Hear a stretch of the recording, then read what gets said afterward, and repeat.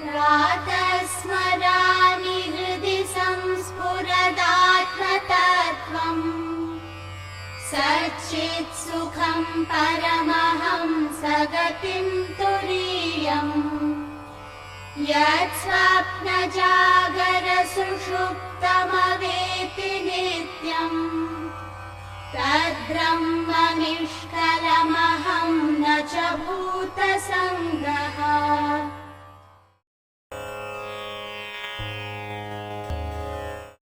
आत्मनो विक्रिया नास्ति बुद्धेर्बोधो न जात्यति जीवः सर्वमलं ज्ञात्वा ज्ञाता द्रष्टेति मुह्यति रज्जु सर्पवदात्मानम् जीवो ज्ञात्वा भयं वहेत् नाहं जीवः परात्मेति ज्ञातश्चेन्निर्भयो भवेत् आत्मावभासयत्येको बुद्ध्यादीनीन्द्रियाण्यपि दीपो घटादिवत् स्वात्मा जडैस्तैर्नावभास्यते स्वबोधे नान्यबोधे च बोधरूपतयात्मनः न दीपस्यान्यदीपेच्छा यथा स्वात्मप्रकाशने निषिध्य निखिलोपाधीन्नेति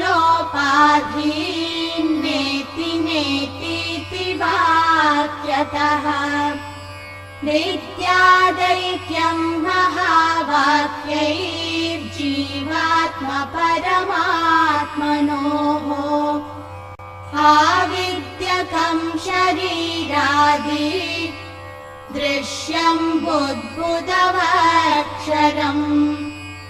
एतद्विलक्षणं विद्यादहं ब्रह्मेति निर्मलम् देहान्यत्वान्न मे जन्म जराकाशलयादयः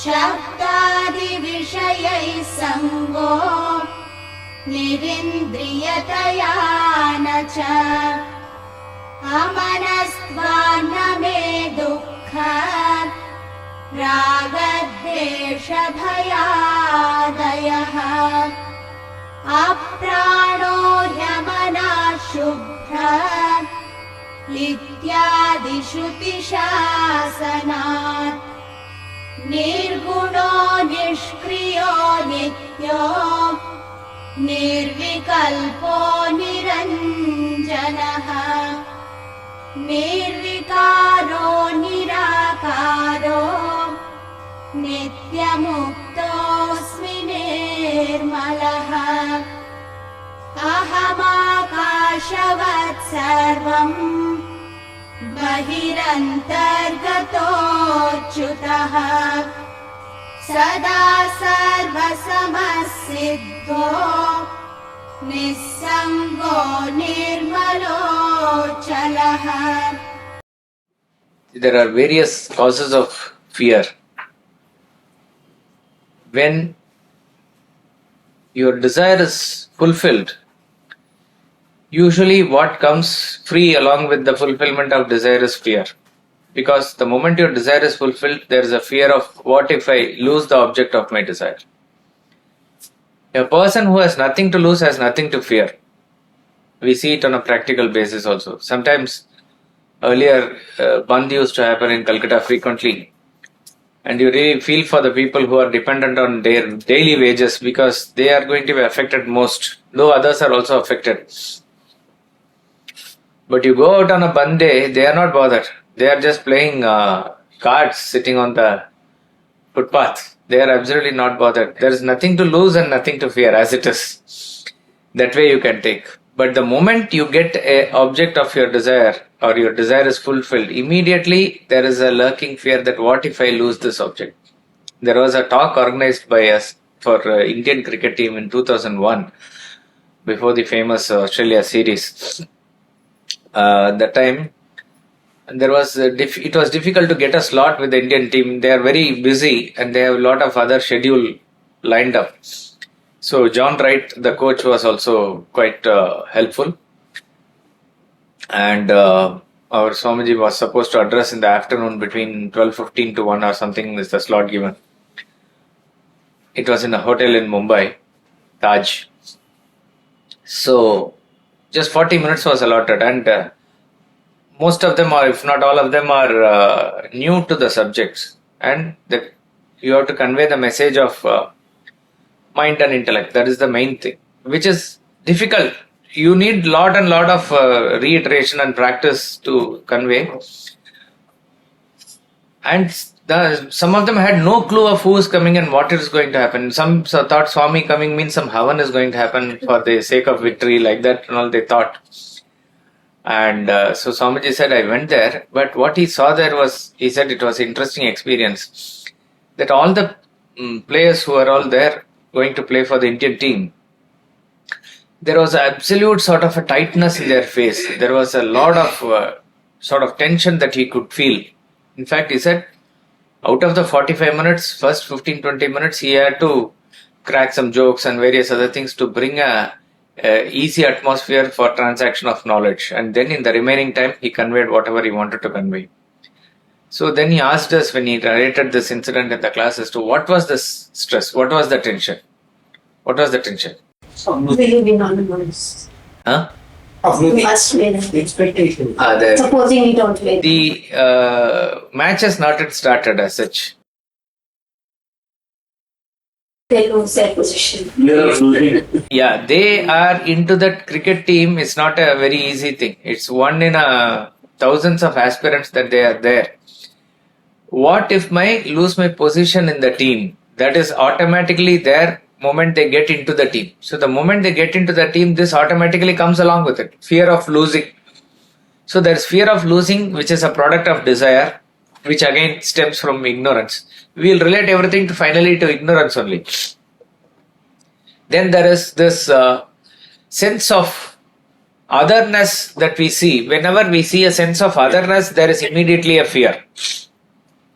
A person, let us say by chance he lands up in a foreign land where everybody is very tall and black or very tall and white, whatever. So immediately in a foreign land, you sense a fear. Why is this fear? Because I am different from them. So that it itself automatically creates a fear. Swami Ramtirtha, Vivekananda, all of them went to foreign land, absolutely foreign people. Whatsoever, no fear they had. Why? Because there's no sense of otherness. So when Swami Vivekananda said, brothers and sisters of America, it was a deep words coming from his heart. That is why there was a standing ovation for 1.5-2 minutes for that. So wherever you feel a sense of otherness, there will be fear. Wherever there you feel oneness, that there is no fear. Then wherever there is an exhibition of destructive nature or destructive tendency in you, you are sure to feel afraid. The carnivorous animals are very aggressive, but constantly they are in the destruction mode. They kill others. That is their nature. So you will never find any carnivorous animal secure. They always feel insecure. Fear for life is a basic instinct every creature has. That we are not talking about. But you will find a cow standing in the middle of the road. It will not bother to move. Buffalo or cow, they will be standing just like that. But you will never find a fox or a tiger or even a lizard, which is constantly like that. You will never find them stable like that. They are constantly looking as to who is going to attack them. The psychology is that since the world that we project is of our own mind, and our own mind is constantly in the destruction mode to destroy others. So they project that every other being is there out to only destroy them. So this fear of getting destroyed, being beaten, being attacked. It is always there in carnivorous animals. We see that naturally. Exactly like that.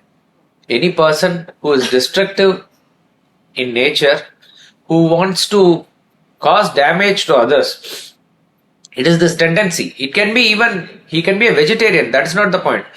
But that wanting to finish off others or their business, want to finish off others in their career or something, that wanting to finish off, wanting to destroy, wanting to hit physically or emotionally, that person can never feel secure. Even the terrorists who carry out the operation, who are operating at the ground level, who are brainwashed, who are like robo, they only carry out. But the person who is the brain behind all these things, he can never come out. He is an extremely insecure person, extremely afraid person he is.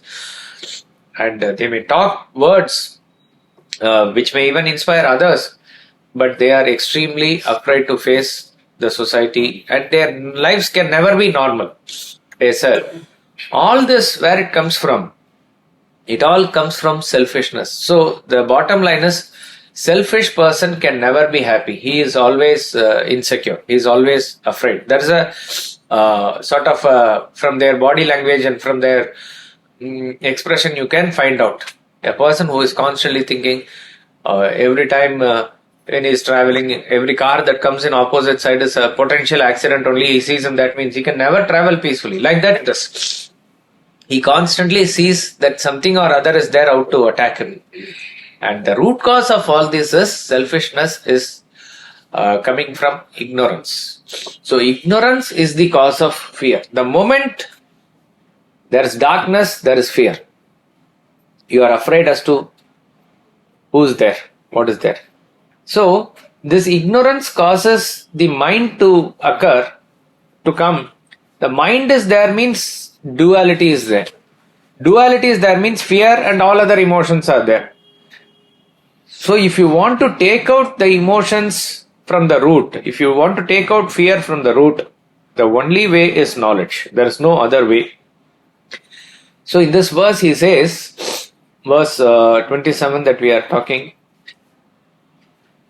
you can do a lot of, let us say, puja to the rope. You can think of the rope and do puja to the rope. You can do various actions dedicating it to the rope. All this will keep it at a distance, the emotions and the fear, but it will never go away completely. It will go away only upon realizing the rope as it is. So there is no action that is required. It is a knowledge. It is a realization. Exactly like that. Naham jivaha paratma iti jivo jnatva bhayam dahet. Yes, ma'am. Sir, you mentioned about this person who is always trying to cause harm to others, and like as you mentioned, like when he's driving, he's fearful that somebody else will hit him. So can we say that he does not trust anybody, which is why he's sort of having that kind of a feeling? Yeah, in the sense, in general, such a person will have a less of trust. You can say that a person who is all by too much of all about himself, egoistic in nature, selfish in nature, usually that person's capacity to trust in others is less. So he will not be able to relate even properly with others. All his relationships is based on what is it there for me, and only when that is there he will be able to even transact with others in general. And we can say that it is in shades of grey. It is not black and white. To the extent that a person feels selfish, to the extent that he feels like that, there is that. So the moment the mistrust is there, so you are supposed to be cautious, whether while driving or you are traveling alone or in the bus or somewhere. But constantly thinking that each and every passenger there is out only to take out your purse or something like that, that is called as mistrust. So such a person can never be happy or never be in a peaceful state. So there is a mistrust which is coming out of it. Correct. So sir, one more question. So what if a person has been, his trust has been violated for a considerable period of time and he develops that. So how can he get rid of that ignorance that it is not his fault and he should not consider everybody in the same light? So you understood that? Yeah, but the point is, it is his fault. It is the thing is, it is good to trust others, and trust itself opens up the mind, and it is easy to have relationship. Okay, to the extent that you have intellect, to that extent you assess others, and having assessed others, if that person is not trustworthy as far as your business or your work related thing is concerned, you need not have any association with them for that transaction wise. You need not personally hate that person, but you have nothing to do with that person as far as your business transaction or any other personal transaction is concerned. Now, with your intellect, you have assessed, and the other person is actually very smart enough, and he has, played with your faith, and he has cheated you. Then probably you are not at fault at that point of time. All that you can do is take out that person from the equation of your system, and that's a lesson that you have learnt by paying a price, which is okay. But only that person you have removed. General trust in all other people you still have, and with the lesson learnt, you will know exactly how to penetrate and to see their body language, to see their mind, and to know what type of person they are. So trust need not be a very blind faith in anything. Trust is backed by your reason, understanding, and knowledge. But beyond our intellect, there has to be a faith in something or some person. When you go to a doctor, it is faith. When you go to a lawyer, it is faith. When you go to a guru, it is faith. When we go to God, it is faith. So faith factor plays an important role in our life. To the extent that our intellect can visualize, see, understand, penetrate, well and good. And believe me, with the wisdom of Vedantic knowledge, your clarity inside will open up so much that when a person even comes into your room for the first time, you will know exactly why he is coming and what he is coming for. To that extent, your penetrative power will be there. In other words, you will be able to x-ray and see through that personality. And irrespective of his motive, you will not have any ill feelings towards him. But with reference to whether he is coming with ulterior motive or anything, you know how to keep him at a distance, or you know how to relate to him, or if he is possible to change his viewpoint or thoughts, that also you will do. All those things, according to the situation, your intellect will say what to do. But you will not have any ill feeling towards that person. Thank you, sir. We've been studying so much about knowledge leading to realization. I'm forgetting the importance of bhakti. Where does it come in then? Okay. See, definitely knowledge is not possible to attain without bhakti. Let us be clear on that. In Kaivalya Upanishad, when we studied, he says in the, I think 11th and 12th verse, or 10th and 11th verse,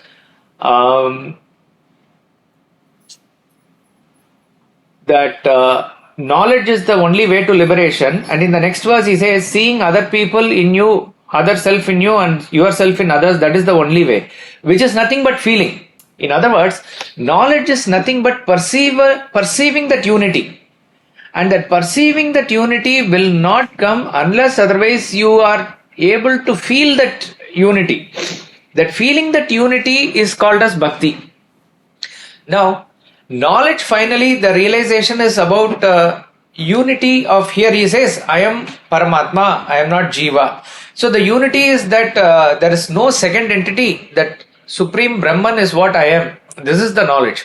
So that assertion to oneself that I am the self is what is going to finally release him from all bondage. Second verse in Atma Bodha is very clear. He says, just as fire is the direct means for cooking, knowledge of the self is the direct means for liberation. But as of now, that I am this Jiva is a very, very strong sensation in me. It's a strong impulse or strong feeling in me. So when I consider myself the Jiva, immediately what stands in front of me is a very big world or a universe, which is the second person who I am relating to.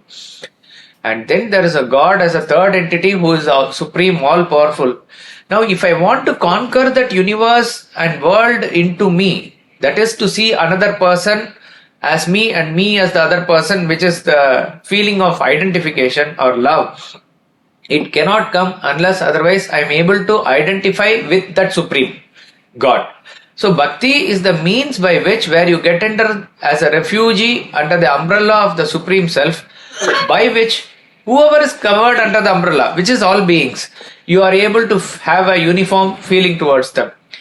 So, our bhakti, surrender of the ego, everything is aimed towards getting the jnana only, and the knowledge that we are seeking here, which is a initial step of study, reflection, classes, discussion, opening up of intellect, all this is again to get that surrender.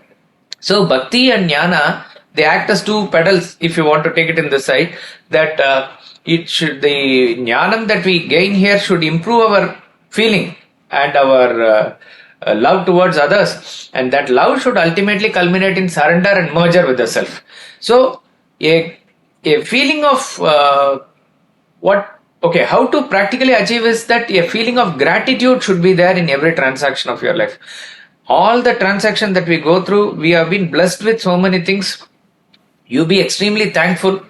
This thankfulness starts from the very tangible source from whom you have received all the things, from your parents to teacher to society to each and every person, to the animals, to the nature. That is why our life becomes like a repayment of debt, like that. So with that gratitude you say thank you. That is the greatest form of bhakti. In fact, from that time onwards in bhakti, you will not even want to ask anything because you are provided with infinity. So here is an awareness of that provision, that awareness that I am provided with everything, and with a deep sense of gratitude you say thank you. Ultimately, when you reach the highest, and this gratitude, when it comes, you will not be able to express that gratitude because it is an extreme feeling which only makes you, choke. It should make you choke. And then when the awareness reached to a very high point, at that point of time where it's not a conscious feeling, but you feel that gratitude is also centered around me, that thank you for every provision that you have given me. Why only personalized to me? Each and every person, each and every being is taken care of like that, so that slowly that gratitude aspect there, it disappears, and what remains is the pure jnana.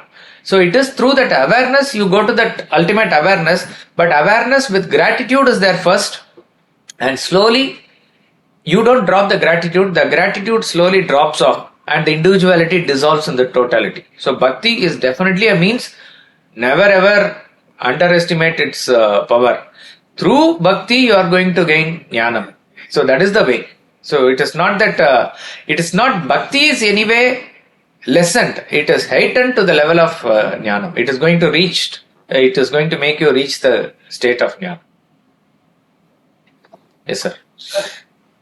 The buffalo business, I have also seen buffaloes blocking the road and all that. Is it because it couldn't care less, or it could be also because of inertia? It could be inertia, all those things, but the point is, why is it only happening with reference to herbivorous animals like that? Be it buffalo, be it cow, or be it any other animal which is elephant, like that, whatever. They are going in their own way. Meaning their attitude is like live and let live, that sort of a thing. I don't bother you, don't bother me. That sort of a thing is what we see in their behavior or its expression. So all other aspects come, whether it is inertia, the thing. But we don't see it among animals which are destroying others for their livelihood, which is their nature. It is not that they are consciously doing, it's their nature. The moment a person is destructive like that, he will not be secure, he will not be peaceful. You told us a story about the buffalo singing the Vedas. That is different. Buffalo doesn't sing Vedas. It is the self who sings the Vedas, which you see in the form of a buffalo, where Jnaneshwara doesn't see in the form of a buffalo. He sees Panduranga everywhere. Yes, sir. So in professional life, isn't it good to have a little bit of fear, which is we call controlled fear? Your intellect is controlling that fear, but that fear drives you to perform better. What is the fear? The fear may be not only of failure, but it may be only to perform better. It need not be competitive, it need not be to achieve a certain target. Only to... Correct, but that initiative to do better need not come out of fear. That is what this knowledge tells us. See, a person can come on time when he said that if you don't come on time, your salary will be cut half day. Okay, so we can say it is better to have that stress so that I come on time, but that is better than coming late. That's about all. But a person should come on time by his initiative of not missing any day in the office late. That's about all. So in other words, Rajas is slightly better than Tamas. This is what you are saying. But at any point of time, the initiative from within it comes, that fear factor, when it is taken out of your system, probably your productivity will even shoot up. But we need to only go into that frequency to understand. See, in other words, when everything is well set, I don't really care how the product is coming out. No. I must be very cautious that my product is very good quality. And I must be very cautious that nobody is indulging in corruption in my office. So if I'm having, so that is why they use the term in our, day-to-day religious life also, they say Bhaya Bhakti, Bhaya Bhakti means a sense of bhakti with fear. In other words, you don't take it casually. That's all it means. You don't take that, of course, God is your friend, you can do, but that doesn't mean that, I will go into pujaram today without bath or something. You yourself have kept a discipline. So you are afraid of the consequences. That is why we always say a person who is a spiritual sadhak in the true sense of the word is not afraid of anything in the world. Abhayam is the first quality of a divine person. First quality is Abhayam, not afraid of anything. We see extreme in the case of Swami Ramtirtha and others. What he is afraid of is only that the effect of law of karma. So whatever karma in terms of my thoughts, my actions, everything is there. Whatever consequences I will get, I will be afraid of that. If I am afraid of that, I will be doing the right things. So in the 18th chapter, Krishna is talking about sattvic intellect. So he says, sattvic intellect is that which will distinguish between what is to be feared and what is not to be feared. That is fear. If you are going to a new place along the banks of Ganga somewhere in Himalayas and you want to take bath, but you will be cautious because the current flow there is very powerful and you do not know which place is deep or which is shallow. You really do not know. So you will go step by step there if you want to take bath a little bit there. So that is being cautious. And there, if you are not afraid, it is being plain stupid. So in each and every case like that, you must be cautious of when you are preparing a report, you double check it. When you write a blog or when you write an article, before you publish it, you have to check it. You are afraid as to, not because your prestige will go or what they will think about it. To the best of your ability, always are you able to produce. There was a story that a doctor narrated about, he was one of the greatest surgeons and he thought he was doing everything. I mean, in the sense, that feeling that I am doing it, that generally it came. He's a good doctor. But in a case of performing an operation for a child, there was only 60% chance that it will survive. And it was a very critical operation. 45 minutes down or after the heart is opened or something, the blood has to flow. 45 minutes, nothing happened. So they had all given up hope. Then from somewhere 45 minutes later, slowly the heart started pumping and the blood started flowing. He became too emotional after that. And he thought, I was the savior of all lives. But from where the blood flow was there and all, I did not know. So after that incident, before each and every operation or before each and every even minor surgery or whatever he is doing, he used to go to that small temple in his chamber or in his hospital and then surrender unto him that he understood you are only doing it. So that once that mind becomes even more free. So the moment I take the responsibility upon myself, if anything goes wrong, then I am really afraid, like that it is. So without fear, you will be able to perform any action only if you are able to surrender it to something higher, like that it is. So on a general basis, fear need not be there, but there has to be a general caution and a fear about, I would say, law of karma. That has to be there. So, but what about people having fear for you? I mean, I'm not saying that you should be arrogant. That's not my objective. But there's something called tendency. So how do you balance that? Correct. Generally, people are afraid about a person who is disciplined. That is a normal thing because they themselves are not disciplined. That is why in the subject about corruption, we say that the aggressive bad person, he is smart enough to outwit the passive persons.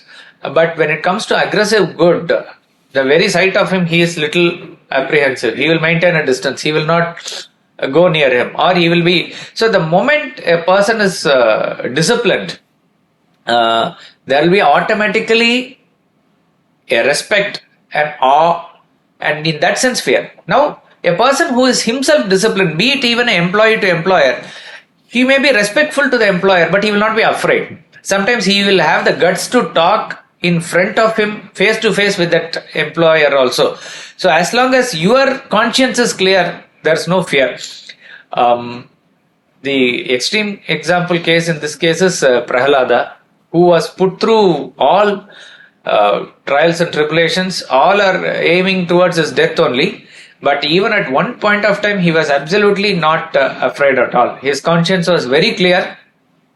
It is not that, oh, Hari, save me and all, he did not say in every time. It was that he was just having a single pointed devotion towards Hari or Vishnu, and everything happened on its own. So that way, there will not be an iota of fear for that person. We see that in Swami Ramatirtha, in any crowd for that matter, he will, when he is addressing the Muslims in Lucknow, he is talking and educating them about their own history. He is talking about what all when I say their own, from the point of view of when they consider themselves to be other than what they are sons of the soil. Actually, most of them were converted and various things in those times. But they did, even now, we do not know the full history. So he's talking about how Islamic invaders were quite tyrants and how they were doing injustice and how they changed the demography and the lifestyle and culture of India, particularly North India in big case. And he is even talking about certain things about whom they consider as very important in their religious sect also. When he says all these things, very clearly he says in the beginning, it's not only saying, he is feeling, he says, Rama is as much as a Muslim, as a Christian, as a Hindu, as any one of you. So when he says something, it is out of extreme love that he considers you as one with him. But for that purpose, he will not withhold the truth, because the love for truth is more than anything else.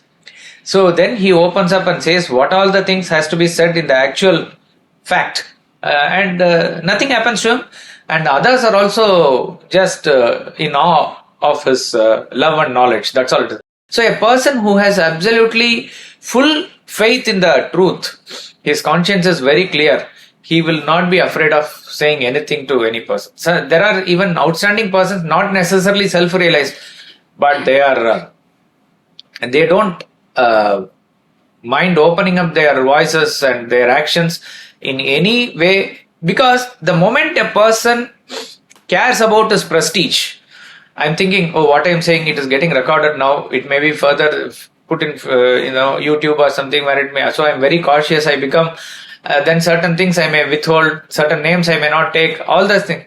But that person, whether there's a mic or not a mic, whether there's a camera or not a camera, what has to be said, it will be said. And it is not being, what to say, an unthinking person that he will say something to some crowd. If even it is unpleasant for you, but it is the right thing for you, and it has to be said, he has no qualms in saying that. Like that. There are outstanding persons like that. So once the conscience is clear, they have no problem of what will others think, or whether I will lose the contract, whether I will lose the job as a professor. They are just not bothered about it. Such persons have no fear at all, as it is.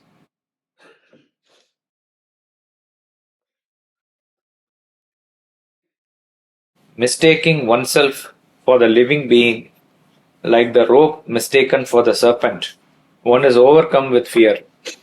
If one is known not as the living being, but as the Supreme Self, one becomes free from fear.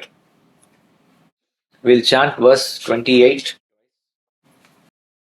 आत्मावभासयत्येको बुद्ध्यादीनीन्द्रियाण्यपि दीपो घटादिवत्सात्मा जडैस्तैर्नावभास्यते.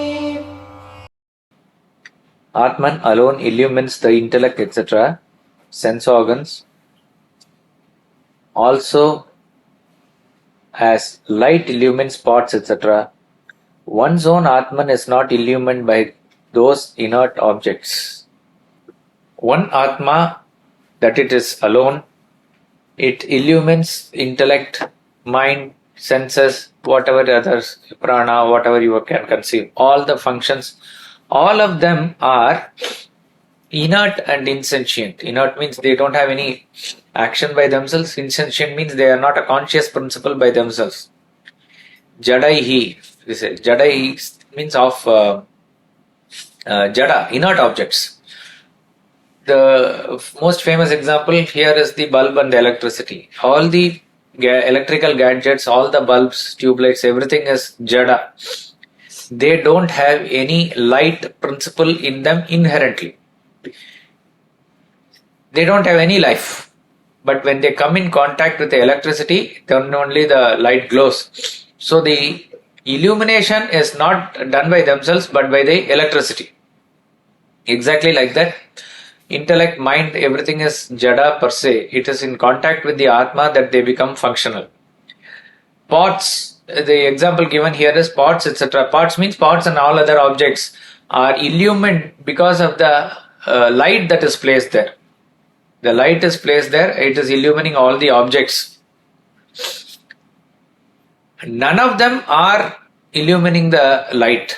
They don't have capacity to illumine themselves or the light.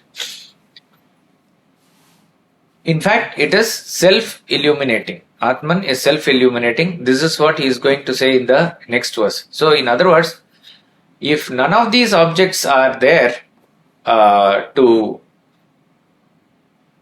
illumine Atman, how do we know Atman? This is a question that can come. And the example that we always give is of the dream example. If you say that the dream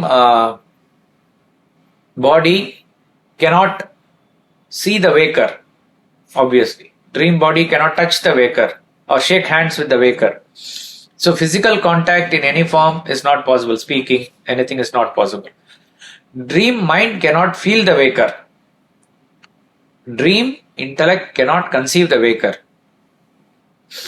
And then we say that, then how does the dreamer know the waker if all the equipments that we have are quite useless in this case?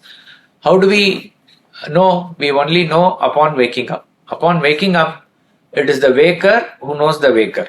Waker need not have any instruments. In this example, dream instruments to know the waker.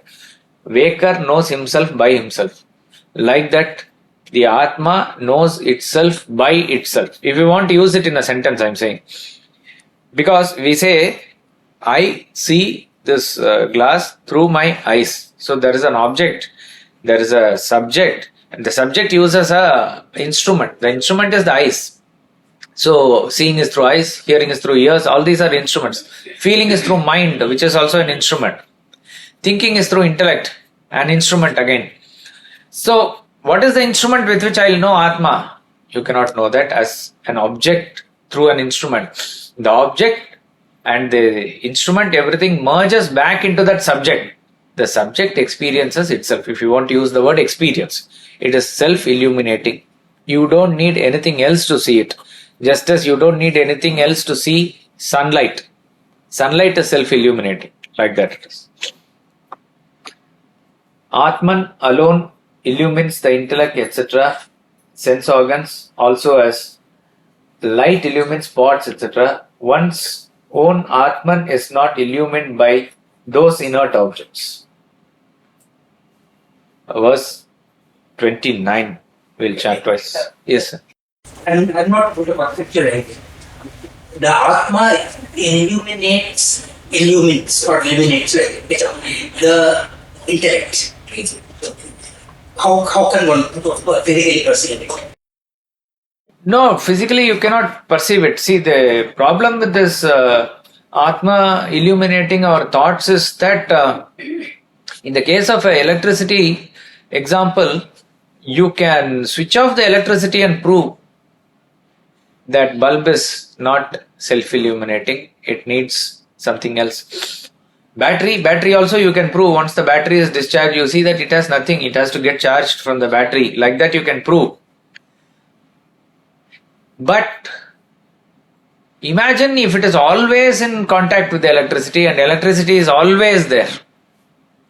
There's no way of switching off, or there's no way that the electricity is going to get exhausted, let us say. How can we prove at all? It is not possible to prove. Because all that we know is the combination. It's the combination that illumines is what know. Because electricity by itself is also not expressible by itself. The expression is through some gadget only. In this case also it is like that. That consciousness cannot be switched off to prove. And even as we say a person is unconscious, the sense of I in him is still there. That is why upon waking up, he is able to say that, I was unconscious or something, that I still continues to be there. So there was never a time or there is never a place where you are away from this consciousness. So it is not possible to prove that way. That is why body is different from this, we can prove, but the mind and the thoughts and this Atma is like interlinked, intertwined so much. That is why we have to go back to verse 25 and read it again and again, where he says in that pot and the water, that trough example, it is the Atma which is apart from it, which is illuminating it as such. So that which is, it is a sort of a illusory thing. And now as far as you are concerned, you are experiencing intellect, etc. It is only because of the power of the Atman. It is not. So in the, let's say, take the case of prana. Prana is there functioning in the deep sleep. Okay, when you are sleeping. But you don't have that conscious feeling that I am breathing or I am doing all the activities that I am doing, though the prana is there. So prana, though it is functioning, it is not by itself. And up to prana level we can go. But intellect, what happens is it goes off in the deep sleep. It goes off in the deep sleep. And when it comes, it is you are conscious. So we feel that that is why in the modern scientists, one set of people say that consciousness is a product of chemical reactions in the brain. That's it. In other words, they are putting consciousness as a product of matter. Where we say matter is a flash in the consciousness is what Vedanta says. If at all you see matter, it is just a flash in the consciousness. Consciousness is permanent. But with hard soap of Vairagya, if we are able to segregate consciousness and mind, that I am not this mind and intellect, I am the consciousness, when you are rooted there, only then you will understand that you are the witness consciousness who is the illuminating principle, and other things are still matter, however subtle they can be, it is still matter only. They don't have a power by themselves. That is in Chit. Chit. Chit is the power giving source. When the Chit is reflected, it is called Chidabhas. It is a reflected consciousness. That reflected consciousness appears in your thoughts.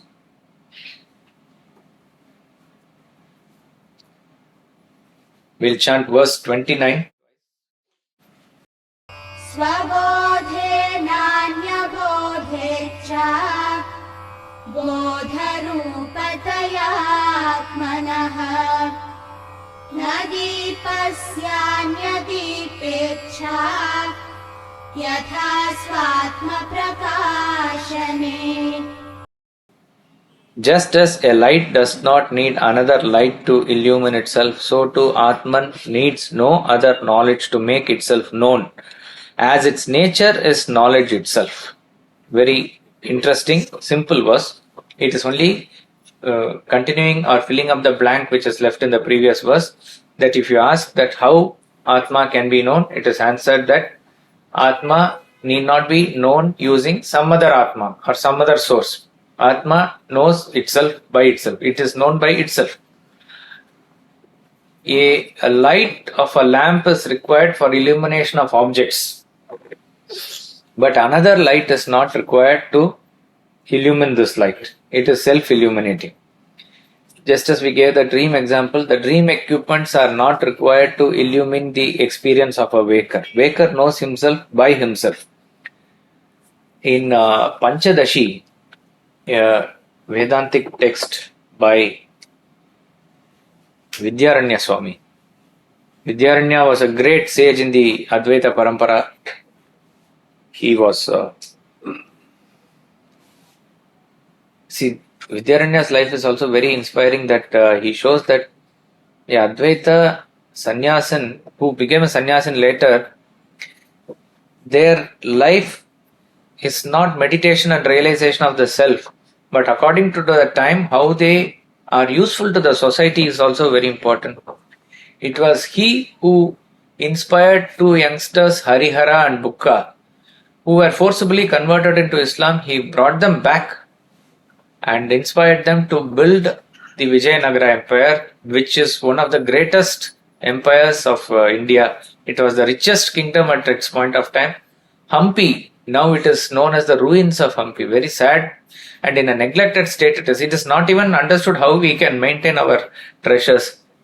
That Hampi was ruined by later a Muslim king after 30-40 years of Krishnadevaraya's rule. He made it a point with vengeance to destroy it completely. In fact, if I am not mistaken, Shivaji Maharaj goes there and sees that, and he takes a pratigna that Hindu Rashtra will be again established. So this all this was inspired by Vidyaranya, and he was not interested in any one bit of any wealth or the whatever the king is going to give him. He said that was the right thing to do at that point of time, and because of which, though there was attack up to the south of the Islams, but by and large they were repelled by a strong Vijayanagara empire for a long time. So he was the sannyasin later who was able to establish Sanatana Dharma by using his intellect, by organizing the force based on Sanatana Dharma. He writes a Prakarana Grantha, or an explanatory text about Vedanta called Panchadashi. Panchadashi means 15 chapters. Just as Gita has 18 chapters, it has 15 chapters, and all deep thoughts are very lucidly explained there. We don't study it in academy, but probably Swamiji has studied it when he was in the Chimya mission or something. He has given some quotes here and there, and in one of the chapters is called as Nataka Deepa Prakarana or Nritya Shalasta Deepa. Nritya Shala means dance hall or a theatre. In that theatre hall example he gives, there is a stage, and the stage has that dancer, and the dancer is going to dance according to the manager of the show, whatever they have devised as to the songs and dances that she has to do. There are very many accompaniments on the stage. The accompaniments are playing the instruments. The instruments produce good tunes. According to the tune, she will dance and the audience clap. This show goes on for 2 hours or 2.5 hours, after which the stage disperses. Audience go away. What happens to the light? The light is there as it is. All the show begins, even here. If you go to G.D. Birla Sabhagare, theatre or anything is there. When does the show begin? Everything is dark. Suddenly the light comes. Only the light comes, everything bristles into activities. So no activity is possible if there is no light. Here the light is the light of consciousness. So light is always there. And that is why, again, in this example, before the show, you can say that the light is switched off or it is not on.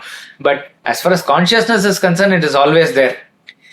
The manager of the show is the ego, and he makes his mind dance. Means the mind dances as it is according to the tune, which is the demands of the accompaniments, which is the senses. So the manager is the mind.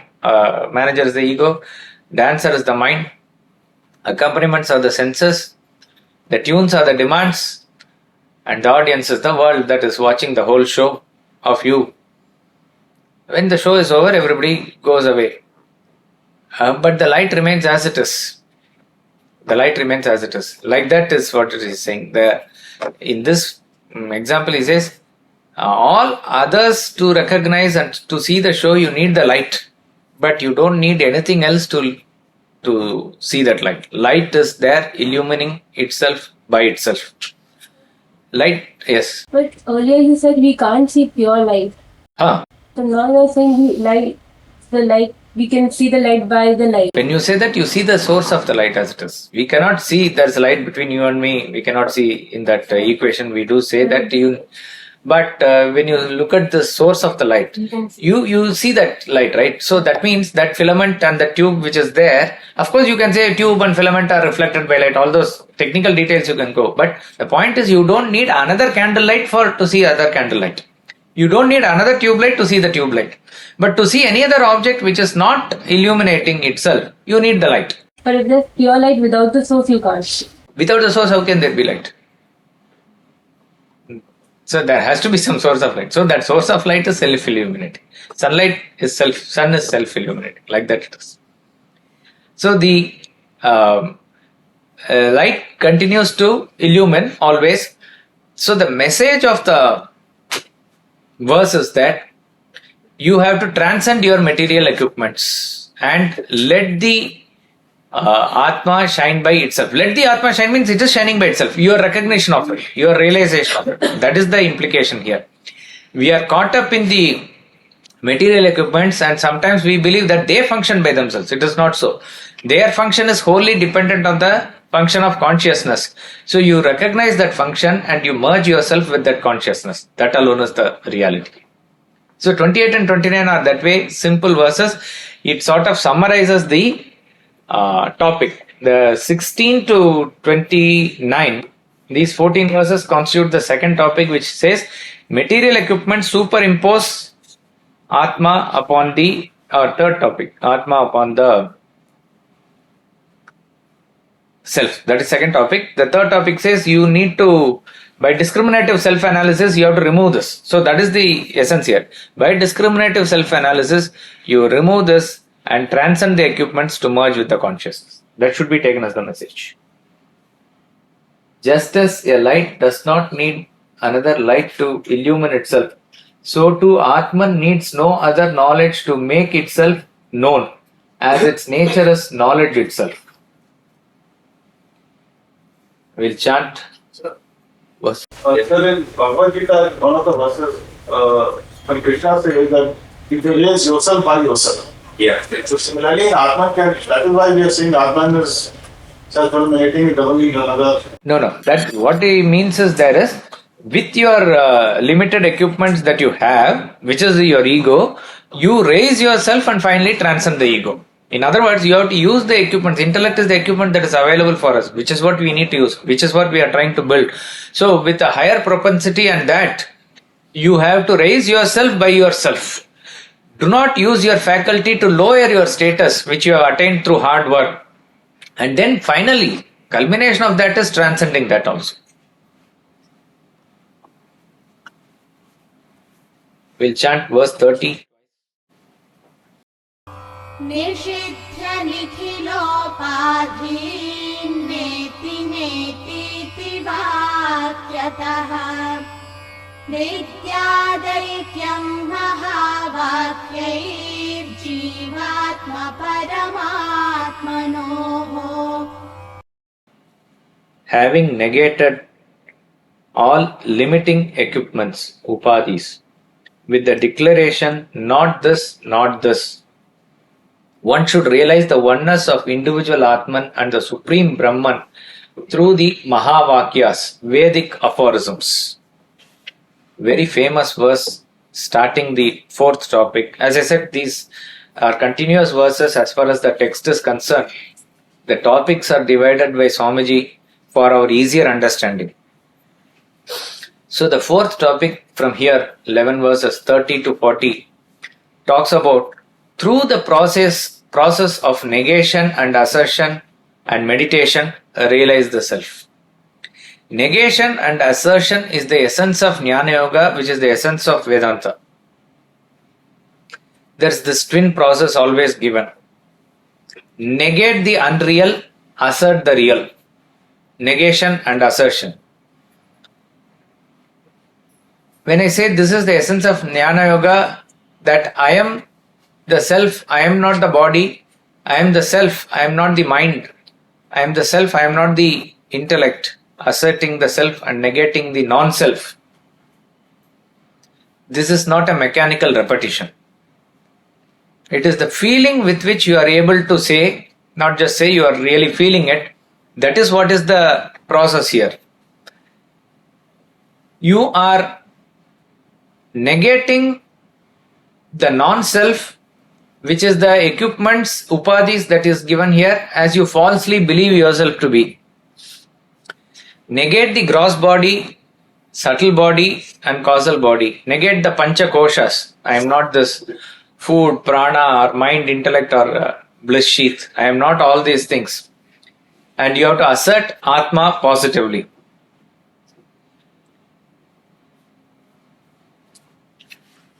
How do we negate? Negation is through this knowledge, you deeply understand the meaning of reality, apply that meaning to the gross body and say that this doesn't fit into that, so I cannot be this, I cannot be this. This is the way that you have to sort of negate it. See, we will also see how it can be practically done at our levels, but Atma Bodha is giving at the highest level what has to be done. In fact, Jnana Yoga, that way is the easiest. For karma and bhakti and other things, you need a lot of external paraphernalia to do. For Jnana, it is not required. Constantly, the world is providing you with some pairs or the other. That is good enough. All that you need to say is that all this is for my body, not for me. As simple as that. But it is as difficult because if you are not able to reach to that level to practice it. That's all. Otherwise, this is a most straightforward method. And it is the easiest means fastest. It is the fastest that is going to take you to the self. Every ball is like hitting a sixer instead of running very hard for singles. That is going to take to the score very faster. But one has to be very well prepared for this. That is why we say at our stage when we are supposed to do a lot of karma yoga, where we are very much desire oriented and extroverted and need a lot of transactions with the world. Okay, doesn't matter, according to your vasanas, do the karma there. That's all you can do. At least try to distance yourself from the fruits of the action and say the fruits is not for me. So technically speaking, oblate the fruit to the Lord, or you can oblate to the higher goal or ideal and not necessarily identify with the fruit. That is the way to start. It will lead to the same result, not to worry. Gita assures that. He says, Yat sankhye prapyate sthanam tad yogair abhigamyate ekam apyastita samyak ubayor vindate param. If you are established in one path, that's good enough. You are going to get the fruits of both. Fruit of both means fruit is the same. That's all it means. So we need not get disheartened that we are not able to do this. Try to do it little bit, and because this is what is going to lead to the meditation. Meditation is when you are completely absorbed into that self, away from 1 inch of body consciousness also. So that is to completely say that I am not this. But now we may say it, but we may not say it from the depth of our personality. Because each and every small pinprick and other thing is going to remind ourselves that I am this. So it is just not possible. In between is where the stage where the bhakti also comes. To say that it is all yours, not mine, that is also correct. Sab tera, not mera. If you put it in that way, it is more somewhat easier also. And those things which will take your thoughts towards the world, there also you will be able to convert it to his point of view rather than your point of view. Gopis were able to achieve it in the Bhagavad times of Lord Krishna. Their work they were doing, they are not jnanis. Jnanis in the true sense of the term, but they are not very literate jnanis. So when they are milking the cow, it is for Krishna. When they are plucking flowers, it is for Krishna. When they are decorating themselves, it is for Krishna. Like that, each and everything, it is when it is dedicated to that Supreme Lord, that also gives that same effect only. So that's what we say, that you do the actions in that case, that way. Whatever actions that you do in the office, it is meant for that higher ideal. It is meant for, however high you can think of the ideal, that's good, but at least keep a realistically a relative ideal at a higher level, so that you are able to oblate. Whenever you are able to produce good things in the office, it is all for the sake of that ideal, for the customers. When you make a big plan or something, that is again for the society again. So each and everything, it is dedicated for that. Nothing is for me. When you take that stance, we will be able to understand. Then slowly we come to a stage where you are able to completely negate the existence of your body also. It will automatically withdraw like that. In other words, it is through the hard process of karma and then through bhakti are we going to reach this stage. But he is talking about a stage where a person is well prepared student. Again and again go back to the first verse where he is talking about to whom Atma Bodha is given. Tapo vikshina papanam shantanam vitaraginam mumukshunam. A person who is a mumukshu, a highly desirous person of the self-realization, he has probably crossed all this and reached a certain level. What he must do? He must approach the master. See, we have studied all this Tattvamasi and various statements, we have dealt with it, analyzed it, all that is fine. But when it comes from the mouth of a guru, it has a value. And such a person, when he says, and he is taking it as a mantra, then he is doing it as a abhyas. That is the real practice. That practice, when you do, it is a phenomenal effect it will have. So, you have to negate this based on all the explanations. Here we are doing it with the thought process, with the thinking, reflection and all those things. You are trying to slowly get away from it, which is fine. Again, negation must be always followed with an assertion, or rather, only when you keep the leg on the higher rung of the ladder can you take the lower leg out. So it is a simultaneous process. But to say that I am not the body, also it seems somewhat okay. But what is to assert that I am the self? I do not know that self. And when we talk about self, it is something very nirguna, which is nirakara, no form, no nothing. In fact, that itself is the assertion. That assertion is that I am that inconceivable thing within myself. So you are placing your thought closer and closer to that by this assertion process. Technically speaking, we may think that how it is possible. If I am given a form of Krishna, form of Kartikeya, form of a Om, form of something, I am able to keep that in the mind. That is possible that my mind is able to hold on to it. But how is it that you are asking me to feel or think about something which I have no clue of what it is, yet the Vedanta and other things are explaining? I really do not know. That it cannot be known is a word or a pointer through which I know. I am knowing it by that I cannot know. That it cannot be known is a pointer. With that pointer I am able to think in that direction. In Vedanta treatise also it is given. There is a Nyaya called as Chandra Shaka Nyaya. Chandra Shaka Nyaya means moon branch analogy. If you are able to see a crescent moon on a bright sunny day, somehow you have seen it is there. And there is no cloud or anything as a relative point in the sky to point it out. And you want to point it out to your friend. He is asking, where is it, where is it? You are seeing there means he is not able to see. You have seen but. So, what it is said is you go take him to a garden nearby. The garden has a tree.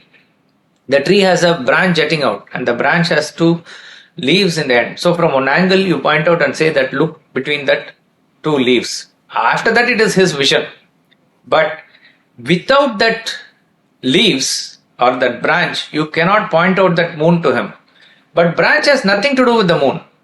Branch is something finite, moon is something infinite in this example. But branch is required to point out the moon. This is called as Chandra Shaka Nyaya. So all the Vedantic texts are abound with such pointers by which you are able to point out the self in that direction, after which you have to only see. But the masters are giving every possible way for you so that you don't miss it. See, suppose in geometry you say that you want to create a point C, you say that AB line is there.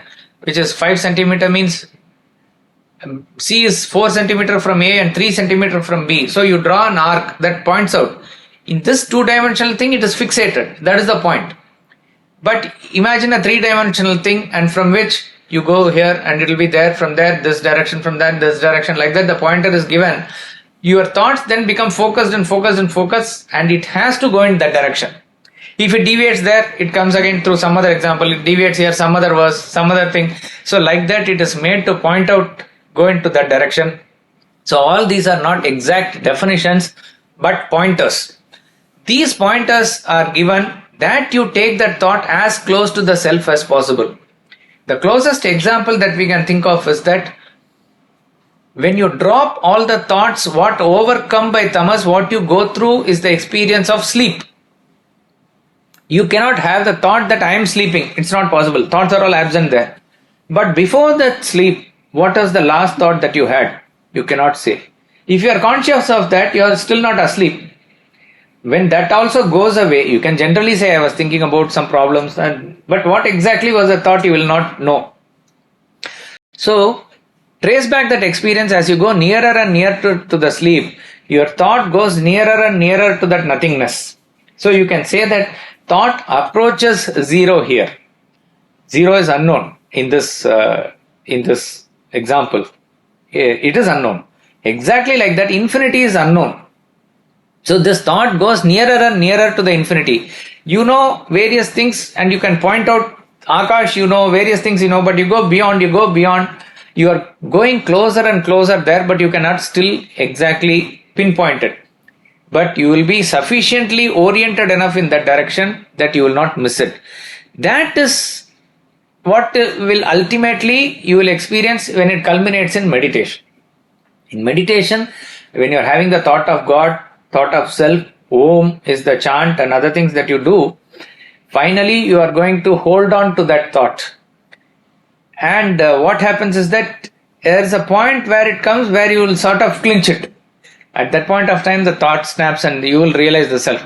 But that is the way that this assertion is going to culminate. Before that, negation is there. So positively you assert and negatively you negate everything that is non-self.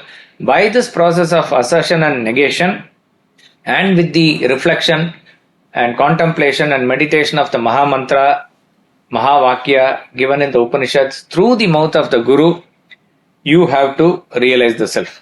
What are the Mahavakyas and what is the power of them? We'll see in the next class. Om Paramashuddham.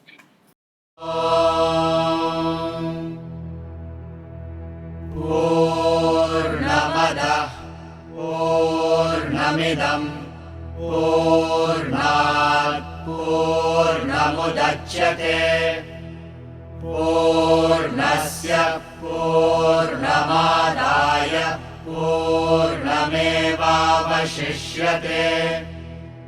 Om Shanti Shanti Shanti.